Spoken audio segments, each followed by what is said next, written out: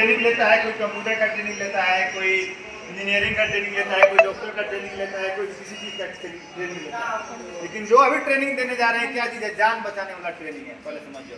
तो the real hero बनने का ट्रेनिंग है। तुम्हारे जिंदगी में कभी ना कभी जितना दिन जिंदा रहोगे उसमें कभी ना कभी एक मौका आएगा जब तुम इसका फायदा उठा सकते हो। तब कहोगे कि सर पुतला लेके क्या ट्रेनिंग दीजिएगा, ये तो लग रहा है छोटा सा बच्चा कैसा पुतला है। लेकिन अब मेन कहने का थीम यह है कि अभी के समय में तुम लोग न्यूज़ सुनता होगा, देखता होगा, टीवी पे देखता होगा। अभी एक हीरोइन कुछ दिन पहले एक्सपायर की है कार्डियक अरेस्ट से, मैंने हार्ट अपने आप काम करना बंद कर दिया। कुछ दिन पहले एक डॉक्टर थे, हार्ट के बहुत बड़े डॉक्टर थे, 35-40 साल की उम्र में ही उनका हार्ट अटैक कर गया। तो सुनने में लगता है न्यूज़ है, लेकिन जब अपने घर पे पड़ता है, जिसके घर पे पड़ेगा, आज मसीह आ रहा है, आज मेरी बात बढ़िया सुनो, जिसके शरीर पे पड़ेगा, जिसके घर पे पड़ेगा, जिसके साथ होगा, उसको समझ में आएगा कि काश हम इस चीज़ को मान लिए रहते, समझ लिए रहते। ठीक है ना? तो हम लोग जो ये अभियान चला रहे हैं, मैं खुद एक पेशा से डॉक्टर हूँ, मेरा हॉस्पिटल है, फिर भी अपना काम धंधा छोड़कर सप्ताह में आधा घंटा 1 घंटा समय निकाल कर जाकर स्कूल में, कॉलेज में, सार्वजनिक जगह पे हम सीपीआर ट्रेनिंग देते हैं, लोगों को सिखाते हैं। क्यों? शायद इस प्रयास से, मेरे इस छोटे एक प्रयास से किसी का जीवन बच सके। अब जीवन कैसे बचेगा? जब आदमी की मृत्यु हो जाती है, एकाएक किसी का मृत्यु हो जाता है। मृत्यु तो सत्य है, कोई टाल नहीं सकता, मृत्यु सबका होना है। जो जिंदा है उसको मरना है, लेकिन यदि कोई आदमी 20 साल में मर जाए, 25 साल में मर जाए, 30 साल में मर जाए, और वो भी किस कारण से मर जाए? हार्ट अटैक कर जाए, कार्डियक अरेस्ट कर जाए। हार्ट जो होता है ना, हार्ट का काम क्या करना है? पंपिंग करना है। और बॉडी के सारे वाइटल्स ऑर्गन, खास करके ब्रेन को, शरीर का जितना लीवर, किडनी, सबको ब्लड पहुंचाता है। और उस ब्लड में क्या क्या लेके जाता है? ऑक्सीजन ले जाता है, न्यूट्रिएंट्स ले जाता है, जिससे शरीर का पोषण तत्व होता है। लेकिन यदि हार्ट काम करना बंद कर जाए, हार्ट काम करना कैसे बंद करता है? मानते हैं जब किसी को आदमी की आग लग गया, धुआं भर गया है, सफोकेशन के चलते किसी का सांस रुक गया, कोई छत पर से गिर गया, उससे आदमी का हार्ट अटैक हो सकता है, सांस रुक सकता है, कार्डियक अरेस्ट हो सकता है।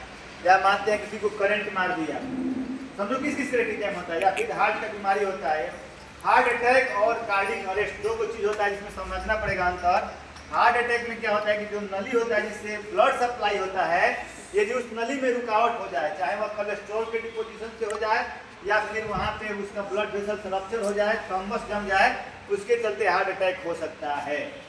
और कार्डियक अरेस्ट क्या होता है? जो करंट बनाता है, जो हार्ट को दौड़ने चलने के लिए, चलाने के लिए उत्तरदायी होता है, वह काम करना एकाएक बंद हो जाए। हम बैठ रहे हैं, चल रहे हैं, मोबाइल पे बात कर रहे हैं, एकाएक गिर गए, कोलैप्स हो गए।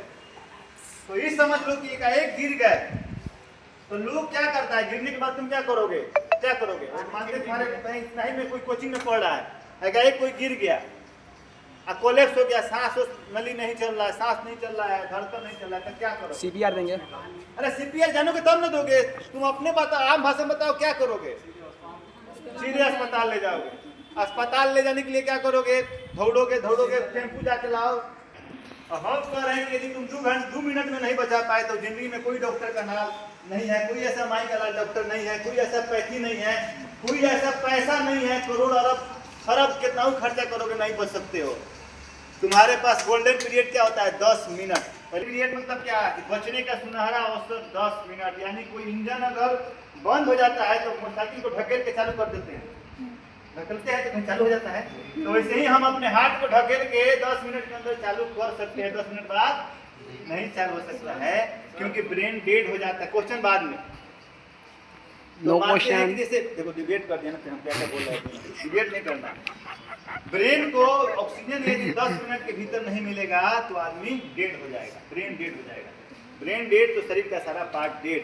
अब ऐसे समझ लो, ऐसे रेशियो निकालते हैं कि किसी आदमी को हमें दी 10 मिनट, हम बोले ना 10 मिनट में भी यदि 1 मिनट में हम सीपीआर देना स्टार्ट कर दिए तो इस मरीज के बचने का चांस 90% है।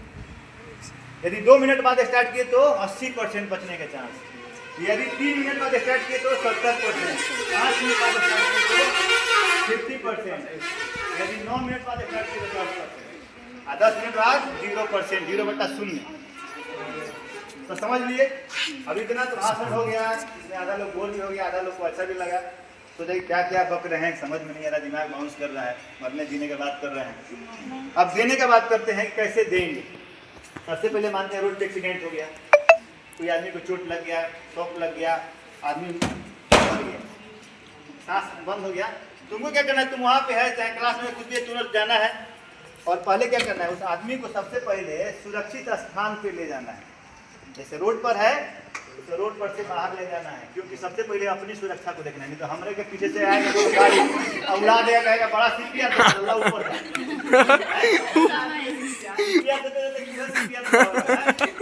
तो पहले उसको रोड साइड से अलग ले जाएंगे और उसको देखेंगे भाई की पहले कैसे समझेंगे।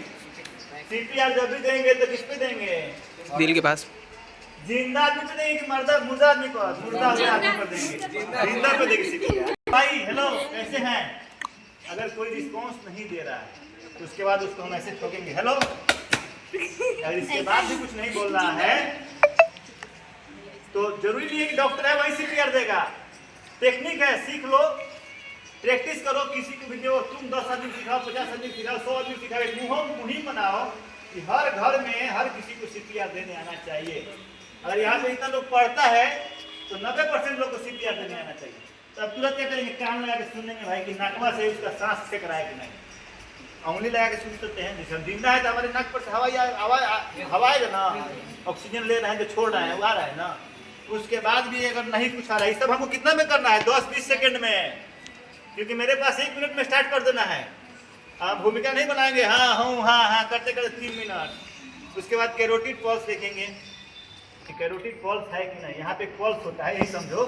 सब कोई 1 से 3 उंगली करो और देखो कि धड़धड़ा रहा है कि नहीं। सर हैंडल से कर सकते हैं, हाथ पे भी धड़धड़ाता हाँ है, सर वहाँ भी से कर सकते हैं, यहाँ भी धड़धड़ाता है, हार्ट का आर्टरी। तो देख रहे हैं कि अगर यहाँ पे नहीं आ रहा है, कोई रिस्पॉन्स नहीं है, तो हम लोग सीपीआर देना स्टार्ट करेंगे। सबसे पहले उसके मुंह में देख लेंगे कुछ फंसा तो नहीं है, मुंह में फंसा है तो निकाल देंगे। अब पूछो कहाँ देंगे, कहीं जाके इधर नहीं हूँ, लेफ्ट साइड दिल के पास। दोनों निपल के बीच में मिड एक्सटर्नम पॉइंट होता है। अब जो डॉक्टरी पढ़ता है वो जानता है कि एक्सटर्नम के बीच में होता है, जो नहीं पढ़ा है नहीं जानता है, लेकिन इतना जान लेता है कि दोनों निपल के बीच में हम दे सकते हैं। और देने का तरीका क्या है कि ये जो हाथ का दाया हाथ है इस पे हम लोग ऐसे उंगली रखेंगे, ठीक है। हमको इससे देना है, किससे देना है, इससे देना है। और देना है तो क्या करना है, इस हाथ को फोल्ड नहीं करना है, इसे टाइट चिपरी नहीं पाथना है,